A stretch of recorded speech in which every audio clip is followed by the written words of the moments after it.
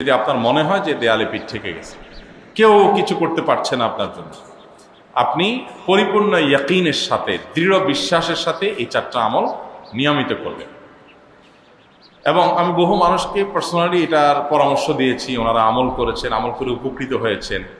এরকম বহু মানুষ আছে, বৃদ্ধ মানুষ, বাবা ক্যান্সারে আক্রান্ত হয়েছেন অনেক দেরিতে, আল্লাহ তাআলা অলৌকিকভাবে সাহায্য করেছেন। হ্যাঁ, কখনো যদি আল্লাহ তাআলা এই আমলগুলো করার পরও আমার বিপদ দূর না করেন, তাহলে হয় আমার আমলের মধ্যে কোনো ত্রুটি ছিল, অথবা আমার এই বিপদ দূর না হওয়ার মধ্যে আমার জন্য কোনো কল্যাণ নিহিত ছিল। আল্লাহ তাআলা আমার দোয়া কবুল করে যে উপকার হতো তার চেয়ে বেটার কিছু হয়তো আমাকে দিবেন, এই ইয়াকিন একজন ইমানদারের থাকবে। সে চারটা আমলের এক নম্বর হলো ইস্তিগফারের আমল। ইস্তিগফার, আপনি ফেসে গেছেন কোনো জায়গা, কোনো উপায় পাচ্ছেন না, আপনি ইস্তিগফার করতে থাকেন। আস্তাগফিরুল্লাহ ওয়া আতুবু ইলাইহি, আস্তাগফিরুল্লাহ ওয়া আতুবু ইলাইহি, আস্তাগফিরুল্লাহ ওয়া আতুবু ইলাইহি, আস্তাগফিরুল্লাহ, আস্তাগফিরুল্লাহ, আস্তাগফিরুল্লাহাল্লাযী লা ইলাহা ইল্লা হুয়াল হাইয়ুল কাইয়্যুম ওয়া আতুবু ইলাইহি ওয়া লা হাওলা ওয়া লা কুওয়াতা ইল্লা বিল্লাহ। আল্লাহুম্মা আনতা রাব্বী লা ইলাহা ইল্লা আনতা খালাকতানি ওয়া আনা আবদুকা ওয়া আনা আলা আহদিকা ওয়া ওয়া'দিকা মাস্তাতা'তু আউযু বিকা মিন শাররি মা সানা'তু আবু'ু লাকা বিনি'মাতিকা আলাইয়া ওয়া আবু'ু লাকা বিযামবি ফাগফির লি ফাইন্নাহু লা ইয়াগফিরুয যুনুবা ইল্লা আনতা। সাইয়্যিদুল ইস্তিগফার। এভাবে যে কোনো ইস্তিগফার করতে থাকেন, আপনি বেশি বেশি করে আল্লাহর কাছে ইস্তিগফার, ক্ষমা প্রার্থনা করতে থাকেন, খুব বেশি। আপনার দুই ঠোঁটে অনবরত আপনি চাইতে থাকেন আল্লাহর কাছে ক্ষমা। এই ইস্তিগফার সম্পর্কে নবী করিম সাল্লাল্লাহু আলাইহি ওয়াসাল্লাম বলেছেন, মান লাজিমাল ইস্তিগফার, যে ব্যক্তি ইস্তিগফারকে আঁকড়ে ধরবে, আঁকড়ে ধরা মানে কি, এটা ছাড়বে না, সে পড়তেই থাকবে অনবরত। টয়লেটে যাওয়ার সময়টা, ঘুমের সময়টা, খাওয়ার সময়টা বাদে, অবসর নামাজের সময়টা বাদে সারাক্ষণ সে ইস্তিগফার করবে। এরকম যদি কেউ করে, আল্লাহ রাব্বুল আলামিন জাআলাল্লাহু লাহু মিন কুল্লি হাম্মিন ফারাজা ওয়া মিন কুল্লি দীকিন মাখরাজা, সকল পেরেশানি থেকে, সকল টেনশন থেকে বের হওয়ার পথ আল্লাহ তাআলা অলৌকিকভাবে তার জন্য আবিষ্কার করে দিবেন। এবং আমি আমার জীবনে যেটা বলেছিলাম, বিস্তারিত বলতে চাই না, এরকম পরিস্থিতি আসছে যে চোখের সামনে কোনো আপাতত রক্ষার কোনো পথ আর খোলা নেই, এমন ভয়াবহ বিপদ। ইস্তিগফার করতে করতে এমনভাবে আল্লাহ তাআলা সাহায্য করেছেন যে এটা কল্পনা করলেও মনে হয় যে স্বপ্নের মতো। কিভাবে এখন এই লোক এই জায়গায় আসলো আমার সাহায্যের জন্য, এই লোক তো এটা আমি এই জায়গায় আসার কথা না, টিকুনি এসে হাজির হয়ে গেলেন এবং উপকারটা, আমার সমাধানটা হয়ে গেল সমস্যা। তো আলহামদুলিল্লাহ, বহুবার আমি পরীক্ষা করেছি, আর আমার পরীক্ষার 2 পয়সার দাম নাই। হাদিসে বলা আছে, গ্যারান্টি দেওয়া আছে, আমার পরীক্ষা করলি কি না করলি। তাহলে একটা আমল হলো কি, ইস্তিগফার। সব সময়ের জন্য এটা কন্টিনিউয়াস করবেন, আর এমনি অবসর সময় ইস্তিগফার করবেন। আরবদের মধ্যে সৌন্দর্য আছে, তারা বিভিন্ন ডাক্তারের ওয়েটিং রুমে বা বিভিন্ন জায়গায় মানুষ যেখানে অপেক্ষা করে পাবলিক প্লেসগুলোতে লিখে রাখে ইস্তিগফার করুন। আপনার হাইওয়েগুলোর পাশে লেখা থাকে ইস্তিগফার করুন, এবং তারা আসলে একটু পরপর দেখা যায় ইস্তিগফার করে। ভালো মন্দ গুণ সবার মধ্যে আছে, তাদের এই ভালো গুণটা আছে, ইস্তিগফার বেশি বেশি করা। আমরা ইস্তিগফার সচরাচর এইভাবে অনবরত অবসর সময় করার অভ্যাস অনেকের মধ্যেই নেই। আমরা এটা চালু করবো ইনশাআল্লাহ। বিশেষ করে যখন কোনো সমস্যা হবে, তখন ইস্তিগফার চলতে থাকবে মুখে অনবরত, ধীরে ধীরে মহব্বতের সাথে নিজেকে, নিজের পাপ অপরাধগুলোর কথা স্মরণ করে আল্লাহর কাছে মাফ চাইতে থাকবে, পেরেশানি দূর হবে ইনশাআল্লাহ। 1 নাম্বার 2, দুরুদ। নবী করিম সাল্লাল্লাহু আলাইহি সাল্লামের প্রতি দুরুদ পাঠ করা, এটা যদি আপনি নিয়মিত করতে থাকেন মহব্বতের সাথে, আল্লাহুম্মা সাল্লি আলা মুহাম্মদ ওয়া আলা আলি মুহাম্মদ কামা সাল্লাইতা আলা ইব্রাহিম ওয়া আলা আলি ইব্রাহিম ইন্নাকা হামিদুম মাজিদ, আল্লাহুম্মা বারিক আলা মুহাম্মদ ওয়া আলা আলি মুহাম্মদ কামা বারাকতা আলা ইব্রাহিম ওয়া আলা আলি ইব্রাহিম ইন্নাকা হামিদুম মাজিদ। আপনি একবার ছোট দুরূদ যদি পড়েন, সাল্লাল্লাহু আলাইহি ওয়াসাল্লাম, সাল্লাল্লাহু আলাইহি ওয়াসাল্লাম, আল্লাহুম্মা সাল্লি আলা মুহাম্মদ ওয়া আলা আলি মুহাম্মদ, শুধু এইটুকু পড়েন। জাযাল্লাহু আন্না মুহাম্মাদাম মা হুয়া আহলু, শুধু এইটুকু পড়েন। আপনি এভাবে যেই কোনো দুরূদ নবী করিম সাল্লাল্লাহু আলাইহি ওয়াসাল্লামের প্রতি যদি পড়েন এবং করতে থাকেন অনবরত, ইস্তিগফারের পাশাপাশি দুরূদের ক্ষেত্রে নবী করিম সাল্লাল্লাহু আলাইহি ওয়াসাল্লাম বলেছেন যে এইটা তোমার জন্য যথেষ্ট হয়ে যাবে। তুমি যদি আল্লাহর কাছে আর কোনো দোয়া করতে না পারো, শুধু দুরূদটা পড়ো, তোমার সব পেয়ে যাবে, কিচ্ছু লাগবে না। এক সাহাবী বলছেন, ইয়া রাসূলুল্লাহ, আমার দোয়ার মধ্যে দুরূদ কত পার্সেন্ট রাখবো? আমি তো আমার অনেক কিছু আল্লাহর কাছে চাইবো, দুরূদ মানে তো নবীজির জন্য দোয়া, মানে আমার জন্য তো আমি দোয়া করবো, আপনার জন্য দোয়া কত পার্সেন্ট করবো? 1/3, 1/4, তারপরে হাফ, এবার বিভিন্ন পার্সেন্টেজ বলছিলেন তিনি। নবী করিম সাল্লাল্লাহু আলাইহি ওয়াসাল্লাম বলেছেন যে হ্যাঁ, এর বেশি করতে পারলে আরো ভালো, আরো ভালো। ভদ্রলোক এর বেশি, ওই সাহাবী রাদিয়াল্লাহু তাআলা আনহু, তিনি এর বেশি বাড়াতে একটা পর্যায়ে বলছেন যে আমি সব দোয়া আপনার জন্য করি। নবী করিম সাল্লাল্লাহু আলাইহি ওয়াসাল্লাম বলেছেন, তাহলে তোমার আর কোনো দোয়াই করতে হবে না, এর মধ্যে সব দোয়া চলে আসবে।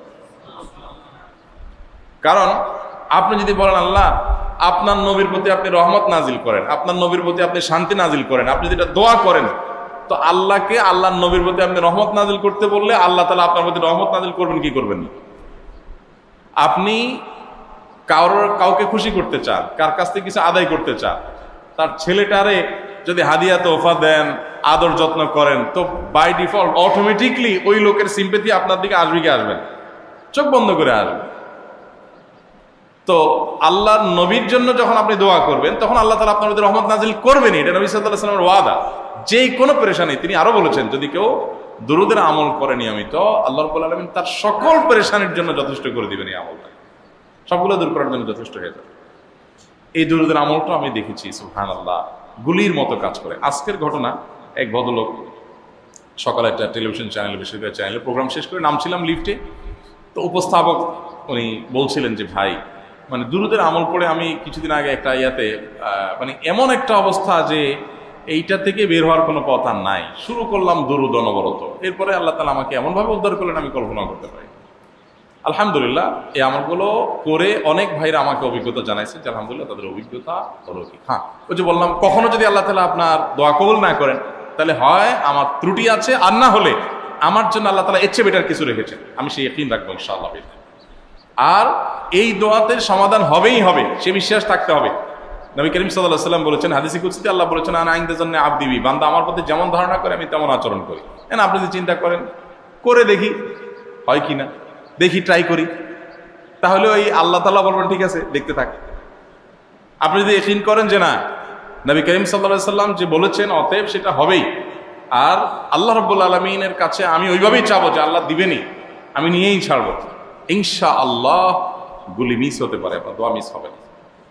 ওই ইয়াকিন, ওই ঈমান আমার মধ্যে আনতে হবে, চেষ্টা করবো তো ইনশাআল্লাহ। তাহলে দুইটা আমল হলো ইস্তেগফার আর দুরূদ। 3 নম্বর আরেকটা আমল হলো দোয়া ইউনুস। দোয়া ইউনুস, লা ইলাহা ইল্লা আনত সুবহানাক ইন্নী কুনতু মিনাজ জালিমিন। বেশি বেশি পড়তে থাকবেন, যখন বিপদে পড়বেন ইস্তেগফার আর দুরূদ পড়বেন সবচেয়ে বেশি, আর মাঝে মধ্যে দোয়া ইউনুস, লা ইলাহা ইল্লা আনত সুবহানাকা ইন্নী কুনতু মিনাজ জালিমিন। আল্লাহ সুবহানাহু ওয়া তাআলা কোরআনে কারীমে এই দোয়ার পরে বলেছেন ওয়া কাযালিকা নুনজিল মুমিনিন। এই দোয়া পাঠ করার মাধ্যমে ইউনুস আলাইহিস সালামকে পৃথিবীর ইতিহাসের সবচেয়ে অলৌকিক ঘটনা, সকল সায়েন্স, সকল আপনার বিজ্ঞানের তত্ত্ব সবগুলোকে আপনার সবগুলোর বিপরীতে বা সবগুলোকে আপনার ভুল প্রমাণ করে দিয়ে ওই জায়গাটার জন্য আল্লাহ তাআলা ইউনুস আলাইহিসকে মাছের পেটে ঢোকার পর সেখান থেকে আবার জীবিত রেখে বের করেছে। অক্সিজেন অভাবে তো সেখানে এমনি মারা যাওয়ার কথা, আরো নানা কারণে মারা যাওয়ার কথা, তাই না? কিন্তু আল্লাহ তাআলা তাকে রক্ষা করেছেন, কারণ উনি এই বিপদে পড়ার পর থেকে এটা পড়তেছিলেন, লা ইলাহা ইল্লা আনতা সুবহানাকা ইন্নী কুনতু মিনাজ জালিমিন। তো আল্লাহ তাআলা কোরআনে বলেছেন এটা ইউনুস, তার নবী ইউনুস আলাইহিস সালামকে আল্লাহ তাআলা এর মাধ্যমে রক্ষা করেছেন, সেটা তার জন্য খাস না, এটা তার জন্য স্পেশাল না, বরং আল্লাহ বলেছেন ওয়া কাযালিকা নুনজিল মুমিনিন, এটা দিয়ে আমি তাকে রক্ষা করেছি, একইভাবে ঈমানদারদেরকেও এটার মাধ্যমে রক্ষা করব। এটা বড় অস্ত্র পেয়ে গেলাম। দোয়া ইউনুস বেশি বেশি পড়বো ইনশাআল্লাহ, লা ইলাহা ইল্লা আনতা সুবহানাকা ইন্নী। আমার দেশে আবার দেখা যায় বিপদ হয়ে গেলে তখন হুজুর ভাড়া করে যে ভাই আপনারা সবাই মিলে এটা 1 লাখ বার পড়ে দেন, 100 লাখ বার পড়ে দেন, টাকা দিমো আপনারা পড়ে দেন। আপনারটা আপনি পড়বেন ভাই, হুজুরদের কাছে দোয়া চান সমস্যা নাই, আর হুজুরদেরকে খাটায়া টাকা দিবেন করে, এমনি টাকা দিবেন না দিয়া। আর এই দোয়া নিজে নিজে করতে থাকবেন। ইউনুস আলাইহিস সালাম ওই সময় কি লোক ঠিক করছিলেন যে ভাই আপনারা সবাই দোয়া ইউনুস পড়েন, আমি গেলাম, আমি মাছের পেটে গেলাম, আপনারা বসেন সবাই দোয়া ইউনুস পড়া দেন, করছেন উনি? ওনারটা উনি করছেন, তো আপনারটা আপনি শুরু করবেন দোয়া ইউনুস না। 4 নম্বর আমল হলো ইয়া যাল জালালি ওয়াল ইকরাম, এটা বেশি বেশি করে পাঠ করবেন। নবী করিম সাল্লাল্লাহু আলাইহি ওয়াসাল্লাম বলেছেন আলিযু বিয়া যাল জালালি ওয়াল ইকরাম, ইয়া যাল জালালি ওয়াল ইকরাম এইটাকে তোমরা আঁকড়ে ধরবে। ইয়া যাল জালালি ওয়াল ইকরামের মানে কি? এটা আল্লাহকে ডাকা, আর কিছু না, এবং হাদিসে বর্ণিত দোয়া, এটা মাসনুন দোয়া। ইয়া যাল জালালি ওয়াল ইকরাম মানে হে মহা ক্ষমতার অধিকারী, প্রতাপশালী এবং সম্মানের মালিক, এটা বলার মানে হলো আল্লাহর কাছে নিবেদন করা, যেহেতু আপনার প্রতাপ আছে, আপনার জালাল আছে, আপনার বড়ত্ব আছে, হে বড়ত্বের অধিকারী এবং হে সম্মানের অধিকারী, আপনার যেহেতু আল্লাহ তাআলা এটা, আপনার যদি এটা আছে, অতএব হে আল্লাহ আপনি আমাকে এটা দান করুন, আপনার সেখান থেকে আমার প্রতি রহম করুন, আপনার সেখান থেকে আমাকে, আপনার বড়ত্ব থেকে আমাকে আপনি হেফাজত করুন, আপনার একরাম থেকে আমাকে আপনি, তা দিয়ে আপনি আমাকে রহম করুন। তো সেই দোয়া আল্লাহ তাআলার কাছে নিবেদন করতে পারি, ইয়া যাল জালালি ওয়াল ইকরাম। এর পাশাপাশি তাহাজ্জুদের নামাজ এবং যে কোনো নফল নামাজ। কারণ নবী সাল্লাল্লাহু আলাইহি সাল্লাম ইজা হাজাবাহু আমরুন সাল্লা, নবীজি সাল্লাল্লাহু আলাইহি সাল্লামের কোনো পেরেশানি শুরু হলে আগে ওযু করে 2 রাকাত নামাজ পড়তেন, ওযু করে 2 রাকাত নামাজ পড়তেন। আমাদের যখন পেটে ব্যথা শুরু হয় আগে কার কথা মনে পড়ে? ডাক্তারের কথা মনে পড়ে। যখন গায়ে জ্বর আসে সবার আগে মনে পড়ে কিসের কথা? নাপা। নাপা, ঠিক না? জ্বর আসছে গায়ে, সবার আগে আমরা কি চিন্তা করি? নাপা। নাপা আপনি চিন্তা করেন, খান, নিষেধ না তো, ওষুধ গ্রহণ করা সুন্নত। নবী সাল্লাল্লাহু আলাইহি সাল্লাম নির্দেশ করছেন ওষুধ সেবন করতে, আপনি করেন, ভালো কথা। কিন্তু ইমানদার সব কিছুর আগে ব্যথা আসছে, তাহলে ব্যথার জন্য একটা ওষুধ দোয়া শিখেছেন, দোয়াটা আগে করবে, পাশাপাশি ওইটা করবে। এলো ইমানদারের কাজ। আমরা আজকাল ইমান থেকে অনেক দূরে সরে গেছি। আল্লাহ আমাদের সেই ইয়াকিন দান করুন। তাহাজ্জুদের সময় দোয়া, অনেক বেশি দোয়া করবো। তাহলে 4টা আমল ইনশাআল্লাহ আপনাকে এই ভয়াবহ বিপদ থেকে উদ্ধার করার জন্য সাহায্য করবে ইনশাআল্লাহ। সে ইয়াকিন নিয়ে করবেন। সেই সাথে as-সাদাকা তারদুল বালা, দান সাদাকা করা, অন্যান্য যে আমলগুলো আছে টুকটাক সেগুলোর সাথে সাথে চাপ। বাকি এই 4টাকে বেসিক্যালি একটু জোরভাবে করতে থাকে। আমাদের বাড়িতে আমরা সবাই অনেক বড় বড় রোগে আক্রান্ত। বাবা চলাফেরা করতে পারেন না ঠিক মতো, মা অসুস্থ, অনেক বছর ধরে যে টাকা ইনকাম হয় অসুস্থতার পিছনে ব্যয় হয়ে যায়। কীভাবে সুস্থতা লাভ করব? পুরো পরিবার অনেক কষ্টের ভিতর আমরা আছি। সুস্থতার চেয়ে মহান আল্লাহ তাআলার কাছে বড় নেয়ামত, সুস্থতার চেয়ে মহান আল্লাহ তাআলার কাছে বড় নেয়ামত আর নাই। আমরা সবার কাছে দোয়া চাই। এ ভাই দোয়া চেয়েছেন, আমরা দোয়া করি আল্লাহ রাব্বুল আলামিন তার পরিবারে যে অসুস্থতা আছে এবং আপনার পরিবারের উনি বলছেন সবাই অসুস্থ প্রায়, আল্লাহ তাআলা ওনাদের সবাইকে শেফায়ে কামিলা আজলা দান করুন। আর যে ভাই এটা লিখেছেন তাকে আমি বলবো, পরিবারের সবাই অসুস্থ হওয়া একটা বিশেষ বিষয়কে ইন্ডিকেট করে, সেটা হলো দুষ্ট জিন এবং ব্ল্যাক ম্যাজিকে আক্রান্ত হওয়ার সম্ভাবনা খুব বেশি। এটা গোটা ফ্যামিলিকে এফেক্টেড করে অনেক সময়। অতএব আপনি ভালো কোনো রাখি দিয়া রকিয়া করেন অথবা নিজে রকিয়া করেন, ঝাড়ফুঁক করেন কোরআন কারীমের আয়াত থেকে, ইনশাআল্লাহ বিদিনিল্লাহ আমার বিশ্বাস যে ওই রিলেটেড সমস্যা হলে এটা অবশ্যই সেরে যাবে। এবং গোটা পরিবারের সবাই আপনার কোনো না কোনোভাবে এই যে কষ্টের মধ্যে আছেন, এটা লক্ষণটাই হলো সেটা। তারপরেও আপনি সেটা করেন। আর সেই সাথে যদি এটা শারীরিক সমস্যাই হয় তাহলে ডাক্তার ট্রিটমেন্টের পাশাপাশি যে 4 আমল, দুরুদ, ইস্তেগফার, দুরুদ, দোয়া ইউনুস, ইয়া যাল জালাল ওয়াল ইকরাম এবং নামাজ পড়ে আল্লাহর কাছে সাহায্য চাওয়া, বিশেষ করবেন।